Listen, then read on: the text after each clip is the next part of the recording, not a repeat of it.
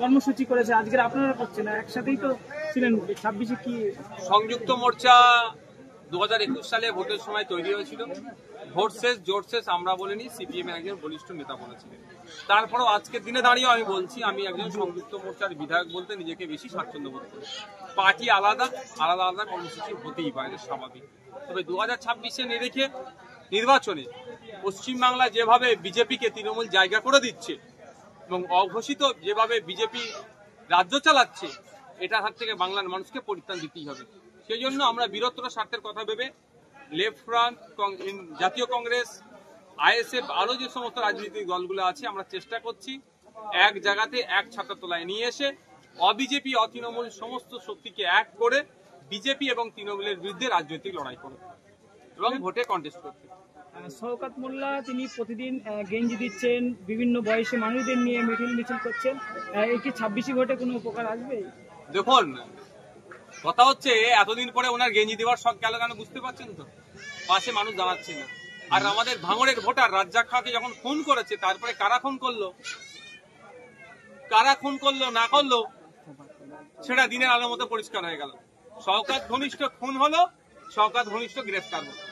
এখন মন পাওয়ার জন্য গেঞ্জি টেঞ্জি দিচ্ছে, যে যা দিচ্ছে সাধারণ মানুষ নিয়ে নিচ্ছে। ভোটের সময় 2026-এ বুঝিয়ে দেবে। মহিলাদের নিয়ে একাধিকবার মিটিং করছেন বিভিন্ন অডিটোরিয়ামে, করতে পারে, তাদের রাজনৈতিক কর্মসূচি করবে, কে বারণ করেছে? একবারের জন্য বারণ করছি না। 26-এ কোনো প্রভাব ফেলবে? দেখুন, 2021 সালে আমরা তখন সবে দল তৈরি করেছিলাম, আমাদের সম্পর্কে অনেক বাজে মন্তব্য করা হয়েছিল, একটা ভুল বার্তা ছড়ানো হয়েছিল বিজেপি নাকি চলে আসবে। ফলে আমরা 26,151টি ভোটে ব্যবধানে জিতেছিলাম, 1,09,000 সামথিং ভোটও পেয়েছিলাম। তো আজকের ডেটে দাঁড়িয়ে বলছি, ভাঙড়ের মানুষ আরো সচেতন হয়েছে, বুঝতে পারছে একটা বিধায়ক সারা রাজ্যে কিভাবে তোলপাড় করছে। দেখুন, আপনাদের কি বলি, গত 3 দিন আগে আপনার